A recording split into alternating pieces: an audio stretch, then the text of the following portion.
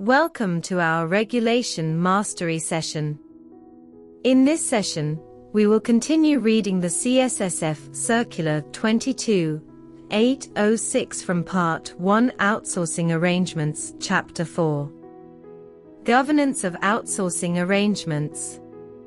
Subsection 4.3.1.2 Due diligence. 71. Before entering into an outsourcing arrangement, and considering the operational risks related to the function to be outsourced, in-scope entities shall ensure, in their selection and assessment process, that the service provider is suitable. 72. In-scope entities shall ensure that the service provider has the business reputation, appropriate and sufficient abilities, the expertise, the capacity, the resources, e.g. human, ICT, financial, the organizational structure, and if applicable, the required regulatory authorizations or registrations to perform the function in a reliable and professional manner to meet its obligations over the duration of the draft contract. 73. Additional factors to be considered when conducting due diligence on a potential service provider include, but are not limited to: A. Its business model, nature, scale, complexity, financial situation, ownership and group structure. B. The long-term relationships with service providers that have already been assessed and perform services for the in-scope entity. C.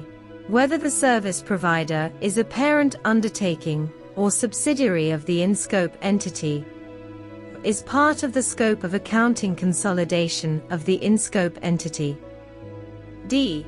Whether or not the service provider is supervised by relevant competent authorities. 74. Where outsourcing involves the processing of personal or confidential data, in-scope entities shall be satisfied that the service provider implements appropriate technical and organizational measures to protect the data. 75. In-scope entities shall take appropriate steps to ensure that service providers act in a manner consistent with their values and code of conduct. In particular, with regard to service providers located in third countries, and if applicable, their subcontractors, in-scope entities shall be satisfied that the service provider acts in an ethical and socially responsible manner and adheres to international standards on human rights, e.g. the European Convention on Human Rights, environmental protection, and appropriate working conditions, including the prohibition of child labor. Section 4.3.2 Contractual Phase. 76. The rights and obligations of the in-scope entity and the service provider shall be clearly allocated and set out in a written outsourcing agreement. 77. The outsourcing agreement shall set out: A. A clear description of the outsourced function to be provided. B.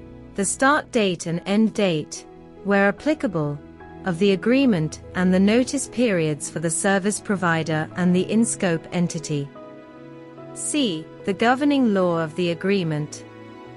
D. The parties' financial obligations. E. Whether the sub-outsourcing, in particular, of a critical or important function, or material parts thereof, is permitted, and if so, the conditions specified in points 78 to 82 that the sub-outsourcing is subject to. F. The locations, i.e. regions or countries, where the function will be provided and or where relevant data will be kept and processed, including the possible storage location, and the conditions to be met, including a requirement to notify the in-scope entity if the service provider proposes to change the locations. G. Where relevant, provisions regarding the accessibility, availability, integrity, privacy and safety of relevant data, as specified in points 83 to 87. H. The right of the in-scope entity to monitor the service provider's performance on an ongoing basis.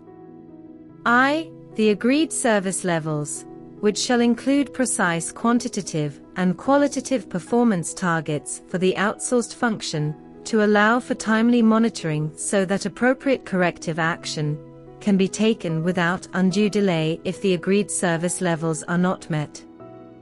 J.